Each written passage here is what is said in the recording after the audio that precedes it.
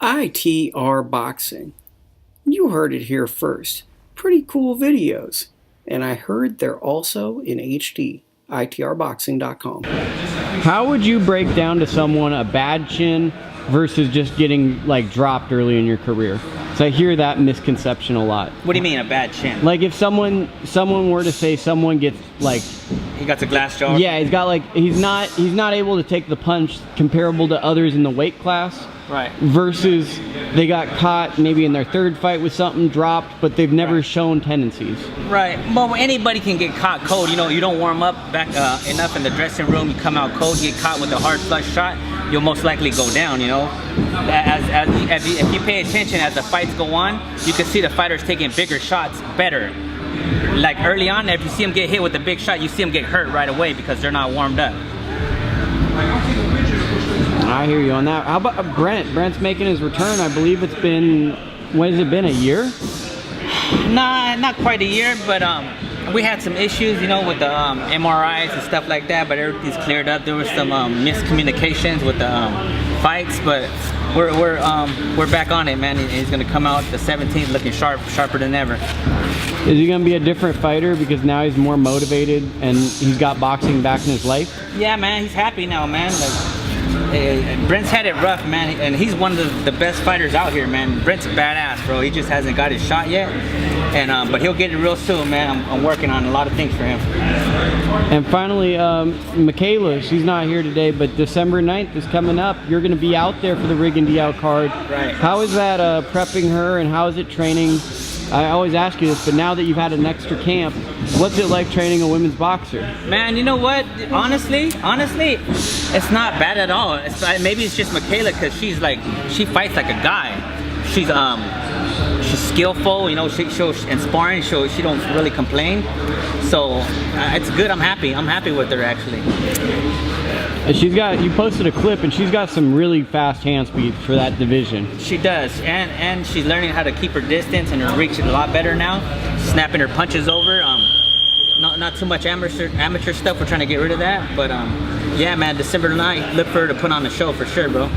Do you think any fighter in her division matches her physical gifts that she has? No. Because you can't teach her frame, her reach. Right. Well, actually, her frame, like before, like I think she leaned in too much with her jab and she squared up, and she would lean into her jab too much. But now she's sitting down and extending her jab, so it makes a world of a difference. You know, it makes her jab about 2-3 inches longer. And she might drop someone with that jab because it's gonna have more force. Right. And her defense is getting better. You know, she's catching and shooting now instead of just putting her gloves up and catching on her gloves. So there's a lot of improvements she's making right now, and she's gonna get better and better. Are you following that division now? You know what? I can't say I'm following it. Well, I'm actually looking out for Katie Taylor. That's who I was gonna ask you because that's the name. That's the name. That's the one most likely she's gonna fight in the future. So we're getting ready for Katie right now. Every second you train with her. Every day I train Mikaela, I think of Katie Taylor. So you're just waiting until that fight's announced, then you'll put her photo on the wall. But even now, her photo's here. Mentally it's here. So every time you're training, it's Katie Taylor time. Katie Taylor, man. I mean, she's a great fighter, you know, and she's a real threat. She's a gold medalist, obviously, you know. So, but our plan is to take it to her. So like you view that division, it's Katie Taylor and then a bunch of other people. Right, yeah, but right now, I mean, honestly... You're far, like that's 2-3 years away, probably. No, maybe sooner than that, a lot sooner than that. Women's boxing goes pretty quick, man, so I'm thinking maybe 2 years. Okay. 2 years, yeah. She should fight for title like next year, probably, the end of next year. Well, I mean, yeah, I was gonna say, it could even happen next summer.